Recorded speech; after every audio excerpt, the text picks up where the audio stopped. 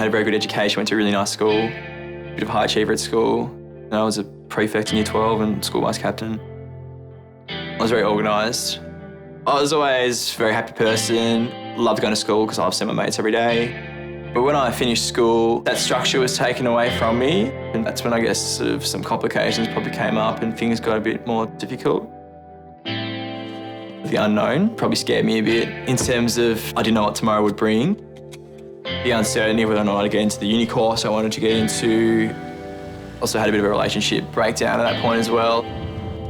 I was always thinking about the worst case scenario, and I had a lot of intrusive thoughts that started to come into my head.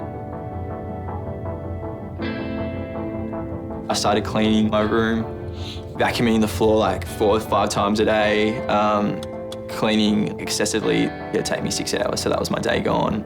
And then I wouldn't be able to see friends and stuff because I thought what I had to do was more important. The compulsions were a way of alleviating the anxiety I was feeling. It became a real problem because I guess it started taking over from my daily life, and that became my priority, making sure my room was spotless.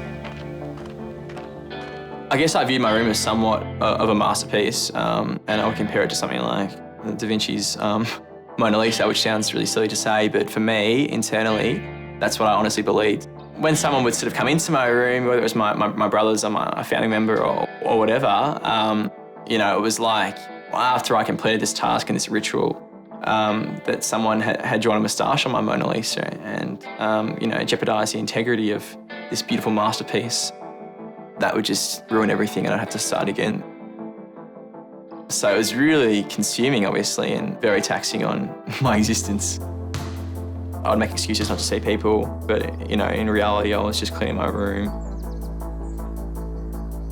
I remember, I guess, when my parents decided that this was something that probably needed to be dealt with, they drove me to a GP and I had a conversation with him. I thought I was the only person in the world that was having these things. It felt good to know that I wasn't the only one. It certainly gave me some perspective on things and allowed me to come to grips that this was something I needed to take control of. The GP set up an appointment for me to meet with a psychiatrist. That was the beginning of the journey in terms of just discussing what was going on. When I would disclose the fact that, yeah, I was suffering from like OCD to people, they were just surprised, like, and they still are. Support of my friends was really important, and it was almost overwhelming, their reactions and responses and how compassionate they were towards me. My first year of university, a spokesperson from Headspace came and did a presentation. I had no idea that this service existed.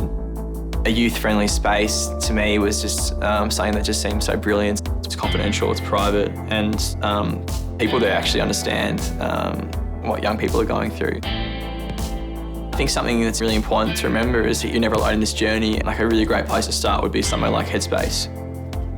I guess I've come to terms with the fact that I'll probably have this condition my whole life, but it's just about management. Perspective's been the biggest thing for me. I look at a lot of things now and view them as trivial, when I previously viewed them as being a high priority. Pretty proud of where I am now, having people in my room, moving stuff around and touching things. It's almost like back to where I was before it all happened. It's a full circle.